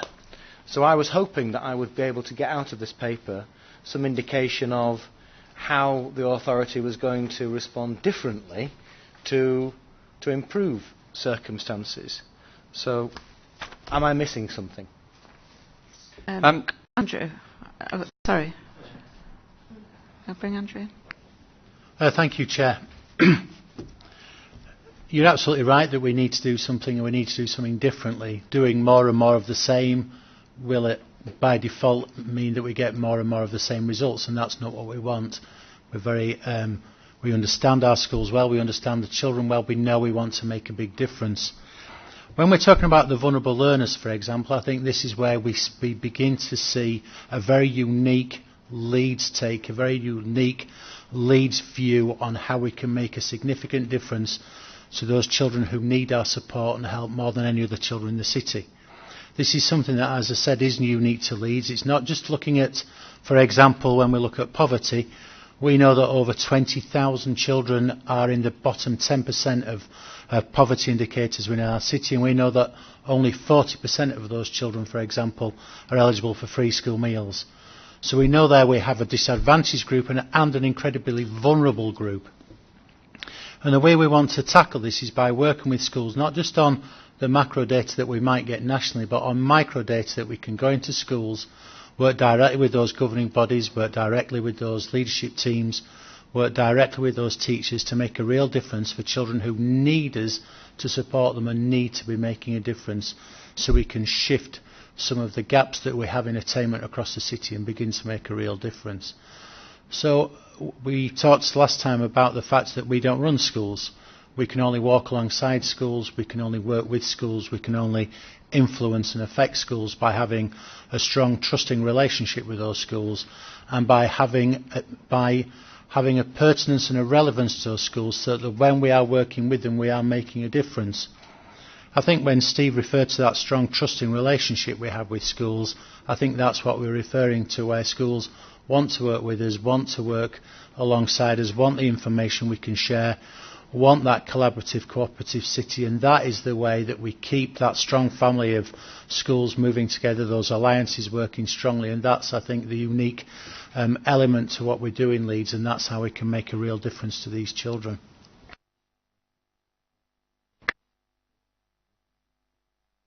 Back on that point. I'm going to come back to the point I made earlier about papers talking about institutions talking to institutions, because it does talk about vulnerable learners, and I didn't see anything in here which was, for instance, focused on a particularly noticeable group of vulnerable learners. So I know that, for instance, when Councillor Blake was in charge of Children's Services, it was drilled into you about child-centred learning, child-centred safeguarding. And for our Looked After Children, we introduced a virtual head, we introduced mentors, and you could see significantly those vulnerable learners improving through that intervention. What I'm not seeing here is any identified group of vulnerable learners, such as certain ethnic groups within our city that don't perform as well as others do, where we're putting in particular interventions which would be attractive to those schools that you just pointed out. We don't direct, but we can encourage. And I would like to see some of that detail perhaps in a paper coming through. I feel like a quiz show host here. Steve and Andrew are both really keen to get back into the conversation. I'll go to Andrew first, and then Steve, if you would like to come in as well. Thank you. What we have is a city which we know is very diverse, very complex, very different in its nature. And my predecessor used to use the Hare Hills and Harewood comparison, the Chapel Town and the Chapel Alton comparison. We know that we have very different schools, very different groups of children within those schools, and therefore very different vulnerabilities within those schools. What this paper is saying is that we want a very bespoke, very personalised approach to those groups. That rather than have a one-size-fits-all solution for a city, which doesn't work, and a centralised system where we think we know what's going on in individual schools when we don't, what we're saying is we will work alongside each individual school to look at the gaps, the variances, the groups within those individual schools that are not doing as well as we would want, that are creating that gap, that are doing less well than their non-disadvantaged counterparts nationally, and look at ways that we can make significant differences to the achievement and attainment of those groups. So, for example, we have got systems like Arouge where we can work alongside groups of children, but it's a very specific programme for very specific types of children, and we work well in possibly 5, 6 or 7 schools, and we can promote that specifically within those schools. Those children will take part in those programmes and we can see significant difference. But we don't run that out to every school. So what we're doing is looking with those leadership team, taking the data, analysing that data right down to a micro level with individual schools to identify not only individual children who need support, what the barriers to those children attaining and achieving are, using the 3As around with attendance as well to ensure that we're giving each individual child through those schools everything they need to be able to do their best in those situations. Steve? I need to be quicker on the buzzer. I think it's important just to stress that we have not lost the focus on outcomes, yet, that we want children to achieve the best in their education and to have the skills for life. I think it's clear that when we have a particular focus, as Andrew has said, for example on attendance, we have now got the best attendance at both primary and secondary school than we've ever had, and that 400,000 more additional days of learning are happening for children in the city because we've improved attendance. We do want to look at achievement and attainment. We want to look at the lessons that we've learned from the virtual school to say, do we need to have a vulnerable learners service which provides a similar focus to that and is linked to school improvement, and to learning improvement. So as Andrew says, we can get that learning into schools. But I think it also is important to point out that here in Leeds we have maintained investment in a school improvement and a learning improvement in service, which has not happened in other authorities. Councillor Carter. Yes, everything I've heard so far has convinced me that my first reaction to going through this paper was the correct one. It's extremely interesting, and it's a discussion paper almost, isn't it? And we could go on a long time about various different parts of it, and I'll be brief, as Stuart said he would be brief. But I would strongly suggest that we refer this to scrutiny for its comments, because they'll give it more time than we do, and I think it warrants more time. And at the end of the day, in many ways, it's a justification for an LEA. And I'm quite happy to say I believe we should have an LEA, and it performs a number of very important functions and can continue to do so, and would do even if there were no schools that were LEA controlled. The LEA would still be necessary for a number of functions. So I think to do it justice, it needs to be referred to scrutiny. I have one particular point to raise, however, and that's on the very first page, 475, where you refer to this £700,000 funding reduction. That 700,000 actually was redirected, really, wasn't it? It went direct to academies, or am I misunderstanding it? This one is yours, Andrew. Yeah, nobody else has raised to press the buzzer on this round. No, I'm sure they wouldn't, and I'll tell you why in a minute as well. No, thank you for that, everybody. No, the last paper looked at, in some detail at the different ways that schools and the local authority are funded, and you're absolutely right that certain elements of the funding, the ESG, was redirected. That when academies were in their first inception, the ESG would be taken off the local authority grant and given directly to the academies themselves. And we spoke in the last paper about the consequence of that being that enables, if nothing else, a market in which we could then trade. And we talked last time about making sure that we were able to work alongside our academies and our maintained schools to drive up standards. What the paper also said, and what's happening, is that ESG fund itself is being cut, and we looked at that in the last paper as well, that not only has an implication for local authority, because our funds are being cut, but also for academies who are also therefore losing elements of funding. From a selfish point of view, that obviously reduces the amount of money schools have in order to be able to work alongside them and charge schools for the work we do. And as we've said in this paper, we still do a lot of things as core work, in other words, uncharged work, where we'll work with our academies and maintain schools as you described, as a local authority should, to be able to challenge and to be able to support schools to improve, enable them to identify what they're doing and move that forward. Oh, there we go. So yes, there is a redirection of that funding, and then we're also waiting for the detail, because there was an announcement just the other day about ESG and DSG funding, and we're waiting for the fine detail to know what the effect will be in Leeds when we get that from the government. Councillor Carter.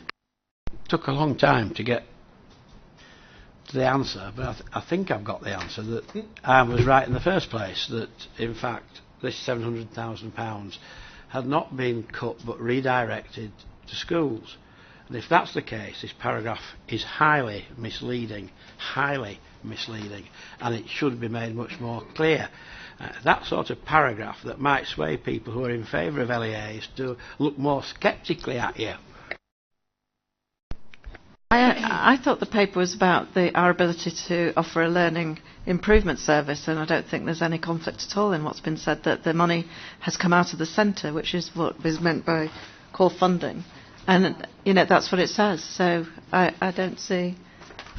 well, we've obviously read it in different ways, but I think my understanding is that the academisation means that there's less money held at the centre under what would have been known as LEA functions. That money has been moved out to schools. Therefore, the Learning Improvement Service has to make sure it works in other ways to be able to continue its existence. And in fact, that's why, as has been said, so many other local authorities have ceased to have a learning improvement function. And talking to many head teachers in the city, there's a real recognition that we are working with them and doing everything we can to support them. And I remember being at a conference and one of the heads actually coined the phrase "lucky to be in Leeds," and a real recognition from head teachers who are actually out there on the front line, recognising just what a difficult environment it is when the money that went direct to the centre has been withdrawn. Andrew, you're shaking your head, but I can't see. I'm right all the time.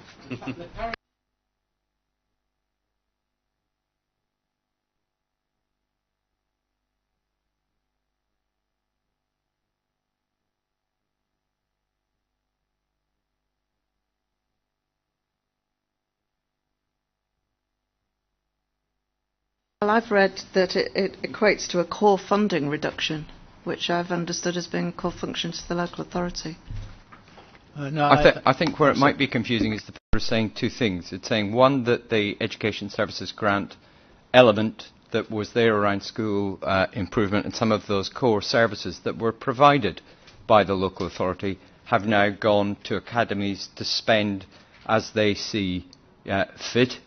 Yep, they can trade that with the local authority. They can do that themselves. Yep, they can use it on salaries, whatever they want. But I think the paper also says that that element of the Education Services Grant has also reduced by 11.5. So the amount of money that was going to the school has reduced per pupil as well. So it's not just it's come out of the local authority, but what has reached the academies has had some money taken off it, which hasn't Having said all of that, going back to the original point that you made, I understand that the scrutiny are undertaking an inquiry into the impact of poverty on learning, and I think this will come forward as part of that scrutiny inquiry. Well, we certainly can make sure that, I'm sure they are aware of the work that's gone in, but we can doubly make sure that this is part of the consideration. It is. It's full of information. This, you're quite right. But I think Executive Board does need to see this level of detail. But we'll look forward to the outcome of the scrutiny inquiry, and I'm sure that will come back here for us to consider when it's concluded. So with that, can we move the recommendations? We come on to your last paper, Jonathan, item 21. Okay, so this is part of our partner in practice role and shows the very real confidence the government has in Leeds to help drive improvement in other local authorities and lead sector-wide learning and innovation. This is within the context of the result of the rapid improvement that have been achieved in Leeds since the 2010 and 2015 Ofsted inspections.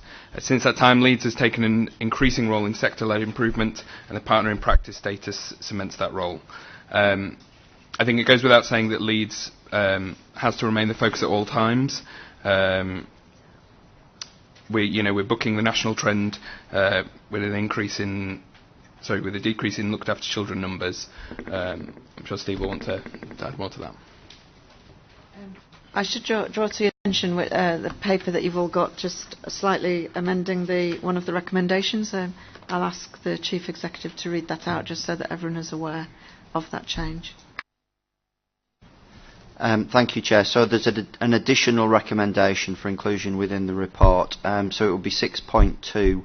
In relation to the development of a formal improvement partnership between Leeds City Council, Kirklees and the Department for Education, executive board is recommended to delegate negotiation and agreement of the detailed terms of the partnership agreement and other agreements and arrangements to be implemented to the Chief Executive in consultation with the Director of Children and Families, the Executive Member for Children and Families and the City Solicitor.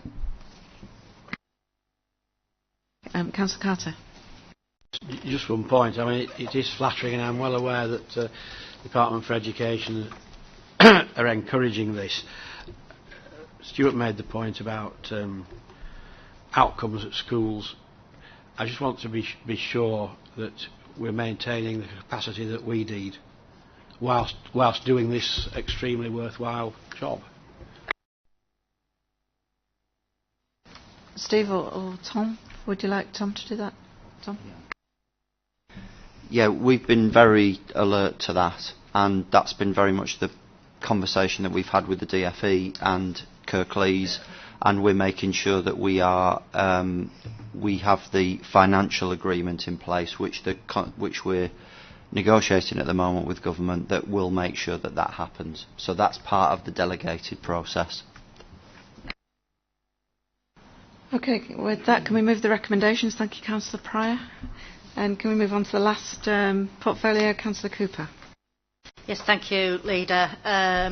This paper is an annual report on the work that the Council are undertaking, tackling poverty and supporting our communities.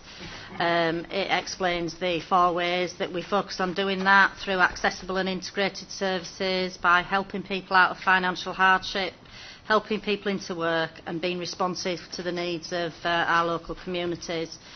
The report also goes into some detail around the level of poverty that is in our city at the moment, and a couple of points just for Executive Board to note really are that we have more people using food banks in the city, that we've got 23% of children in Leeds who are living in poverty, and that in-work poverty is increasing, which is all really unfortunate.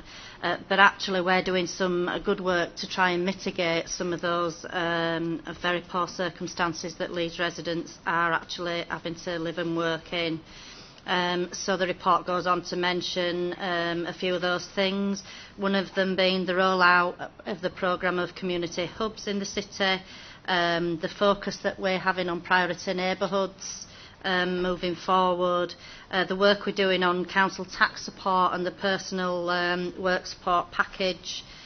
The other thing the report goes into some detail is about the work that we're doing closely with our partners in the city. And so, for instance, Leader, you opened up a new shop from Leeds City Credit Union yesterday in the Merrion Centre, which aims to, be an alternative to some of the high street, high interest lenders, and to be able to give a good alternative for people to get low cost loans and low cost items for their home. We're also working closely with the credit union on the savings club for Leeds schools as well, and we've now got 30 of those schools joined up to have that savings club with an incentive of £10 per child who actually opened up an account.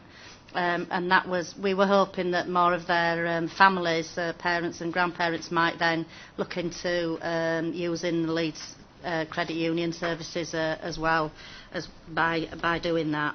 We've also supported the Leeds Food Aid network very much in the city, and Fair Share with all of what they're doing to supply a lot of our third sector organisations, schools, breakfast clubs, all of those things in the city as well. And I know sometimes reports can be really black and white as well, so we've put some case studies at the back, so it'll just brings it to life a little bit about how we're trying to help people in some serious situations. And I'll leave it at that for any questions or comment, Leader. Councillor Galton. Thanks, Chair. We're really good at gathering data in this council, and this report is full of it, and there's some really good news in there in terms of people being enabled into jobs. What's quite hard to do is actually evidence that it is coming from the effort of one particular or a group of officers within the council. And I'm particularly interested in the enhanced focus on priority neighbourhoods, which is on page 530. You see, I was under the impression that a lot of these neighbourhoods actually came under the Community Hub programme, which is all supposed to be about integrating services, having a central point, enabling people to achieve higher benefit claims, etc. Yeah?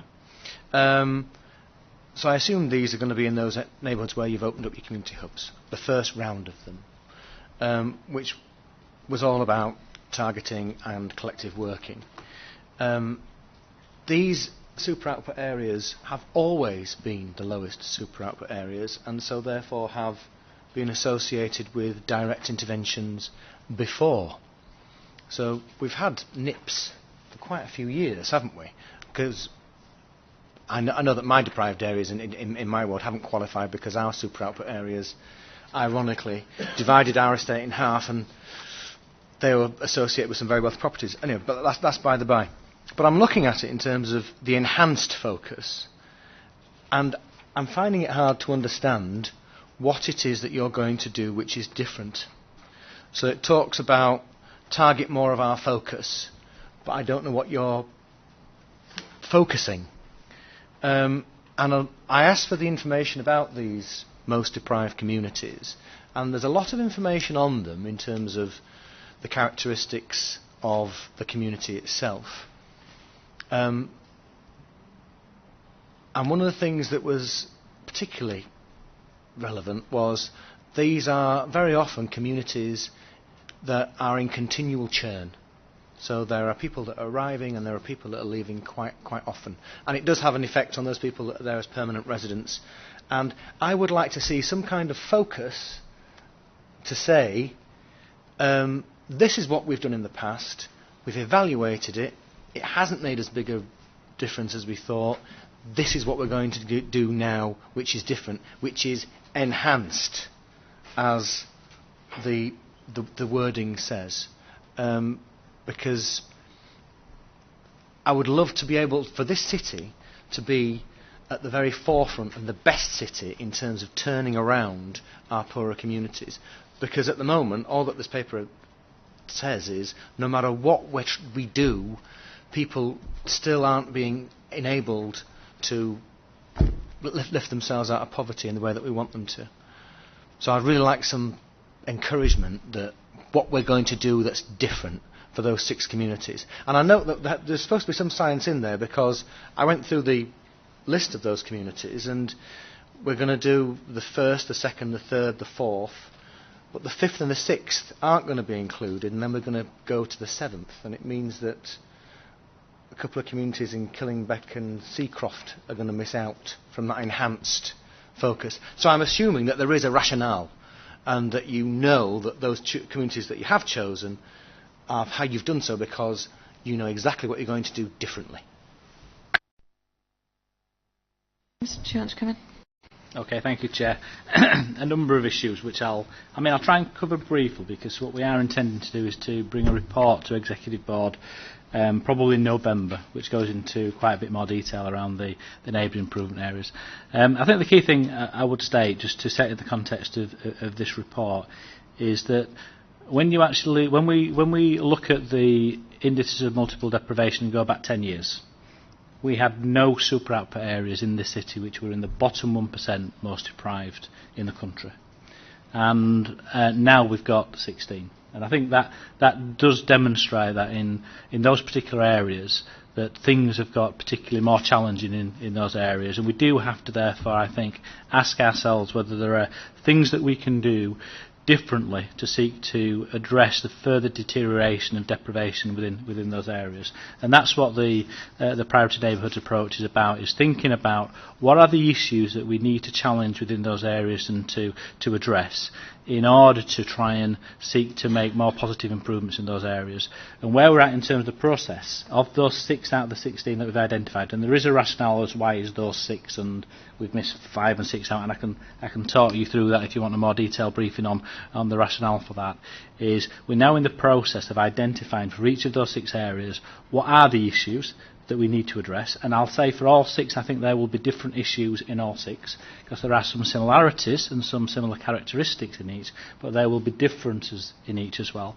And then what we will do once we've identified those issues is seek to identify a plan of action about how we think we need to best address that in terms of new approaches, more integrated approach in terms of the way of working. And when I use that terminology, what I mean is that across the partnership, across council services, working with our partners, we'll seek to collectively find a way in which we can seek to address and respond to those issues. What we'll also do, which I think is critically important, is work very close with those communities themselves, in terms of those communities as being part of whatever the answer is that we think we need to take forward. Now, there is a lot more detail I could go into, and if you want a further detailed briefing on it before we come to November Executive Board, I can do that by all means. Okay. Yeah. Okay, so positive response from both Councillor Carter and Councillor Galton for a further briefing. So we'll look forward to more detail in November. Thank you for outlining the direction of travel. Councillor Cooper. If I can just thank Councillor Galton for noting the good work going on with getting people into work as well that the department have been doing. And also I'd just like to give my thanks to, and I'm sure Exec Board's thanks to Dave Robertson and his team for all the work in financial inclusion that they're doing also. And support what James said about the priority neighbourhood approach that's coming to November Executive Board. I'd more than welcome cross-party work on that. Okay, if we could move the recommendations and bring today's meeting of the Executive Board to a close. Thank you all very much.